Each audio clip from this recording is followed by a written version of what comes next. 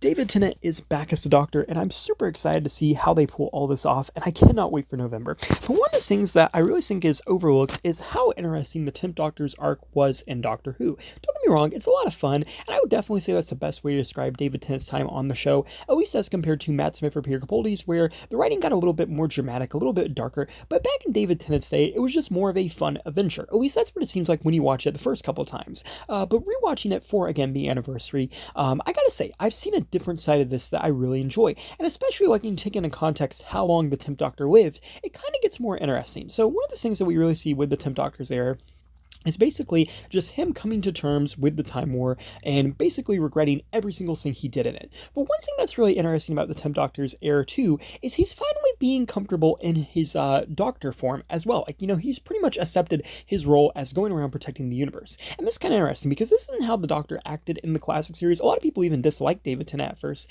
because of how spontaneous his 10th Doctor was. And while I agree that is a little weird, like when you compare him to the classic Doctors, but I mean, come on, he's been saving the universe for 900 years at this point. He's had so many different faces. Of course, he would become more content, more of an action hero, and kind of stand up more to evil. And this is evident when he fights vampires from school reunion or in the library. There's just a lot of times, even when he's fighting the Master and Davros, where he just really takes control and becomes this action hero that the Doctor really wasn't in some of his previous incarnations. I think another good example is too the 2007 Christmas special, where he's like, "I'm the Doctor. I'm going to save everybody's life." And does anyone have a problem with that? It just really shows how much this character has changed and matured. And I think that ultimately is a good thing. Obviously, like back at the time, this was kind of weird, but characters change, they grow. And this is a way that the 10th Doctor grew. I don't think he became a totally different character. He just grew in his own skin and in his own role, which I think is kind of interesting.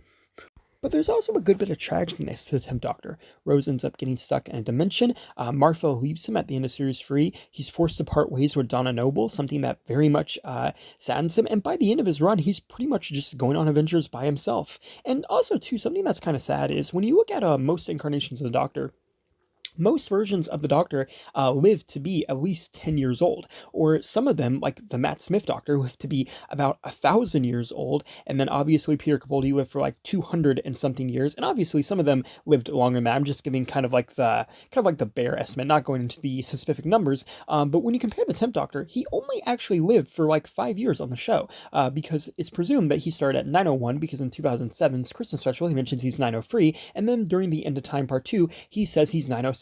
Meaning that he only lived for 5 years before he regenerated, which kind of makes the whole "I don't want to go" line so much sadder, again, when you compare to how long some of the other versions of the Doctor lived. And considering this is the Doctor who became comfortable in his role of protector of the universe, this is the Doctor who kind of became comfortable in being a doctor again after the Time War and helping people, this is the Doctor who grew from those experiences, it's kind of sad and depressing. The Doctor had never even rejected regenerating, aside from maybe the second Doctor, so it was always weird to see the 10th Doctor not wanting to regenerate. But again, when you take into accountability of how long this guy actually was the Doctor, it does kind of make a little bit of sense. And while there has definitely been some actors who've been in the role longer than David Tennant, in terms of actual in-universe, most other Doctors live longer. And then Stephen Moffat actually did kind of play with this concept in Twice Upon a Time, and made it seem like the Doctor really just didn't always want to regenerate and did kind of try to, make the most of his life, which I think is an interesting way to connect it. But I do think something about that very short life for the 10th Doctor is why he doesn't want to go during the End of Time Part 2. And it just adds more to that tragicness of his character. I've never been the biggest Tenet fan, but I do think, rewatching this series, getting prepared for the anniversary, I do think I've learned a lot more about this character, and I find him fascinating because it's where we see the 10th Doctor, where I really feel like the Doctor grows. He finally finds his happiness again after the Time War, and he also becomes comfortable in his role as protector of the universe. Even though the Doctor was kind of already doing that, I don't think the Doctor was ever truly comfortable in that role till he really became the 10th Doctor, because he grew because of experiences, and you really see him flawed around his intelligence because of how many enemies he's faced. I mean, by this point, he's battled the Master on several occasions, Davros, Daleks, Cybermen, Ice Warriors, anything you can think of, Zygons. This version of the Doctor has encountered them all throughout his life. So he kind of is the ultimate version of the Doctor at this point, which I suppose any current version of Doctor would be the ultimate version of Doctor, but I still think it's very much more noticeable during the 10th Doctor's era, and a lot of the things that were set up in his era were kind of used, at least in my opinion, for Smith, Capaldi, and Woodtaker in their roles. So I think that's kind of interesting, and all in all, I'm very excited for November. I'm excited to see what they do, and if they're going to give Tennant an amazing send-off. I mean, I feel like they already have, but we'll see what they do. And yeah, thanks for watching. Please rate, like, and subscribe.